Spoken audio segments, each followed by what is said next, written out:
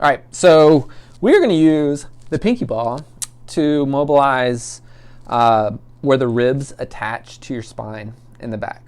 So you're not going to be able to see where this ball is, and that's okay. The point is you're going to find the tight spot, and then I'm going to give you a bunch of options that you can use to see what helps to mobilize that spot best. So I'm going to find a spot on my back. Oh, pardon the sound effects. There might be more. All right, there we go. So I'm here. Ideally, you would have a pillow under your head. I'm just going to use my hand for now. And what I'm going to do is, ideally, you would have the ball where your therapist has told you that you likely need it. You're going to roll around a little bit just to one side of the spine. In my case, I'm just off of the right of the pokey bones on the spine. And find a good spot. So I found a spot here that I want to mobilize. So I have some options. First option is I can lay here. I'm going to bring my arm out for the purposes of this video. Again, remember you're going to have a little cushion under your head. But my first option would be to lay here and breathe.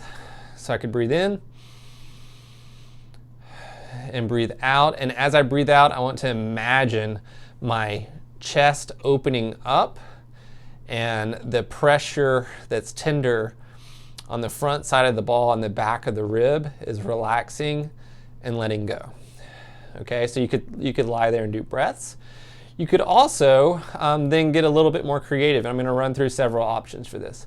So I could rock knees to the side, checking right, but checking left. So for me, if I go left, that puts a little bit more tension on the spot that I'm interested in.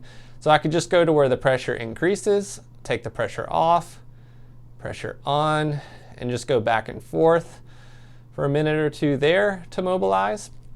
I could check if I rotate my pelvis back to flatten my back versus arching my back, and actually arching my back increases the tension.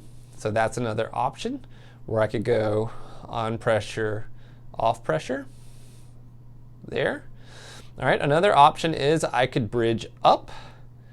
And typically this is better if it's higher on like the top half of your rib cage, right? So if you're higher up in your mid back, then you may want to bridge up, and that could be a really good option to mobilize. Another option is I could bring the opposite hand. So I'm on the right side, I could bring my left hand behind my head. I could check bringing my head up into a flex position. That also puts tension. I could check if I rotate to the right in a flex position. That's really tight for me.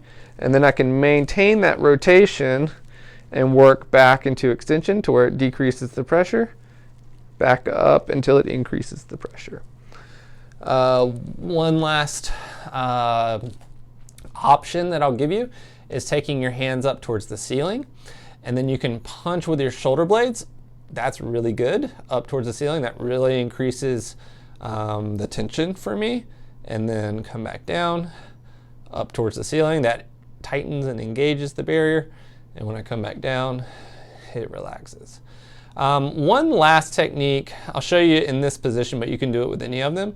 You'll punch up, and then you can also breathe while you're there, or you could add in one of the other motions that we talked about. So that's pelvis, that's legs, okay?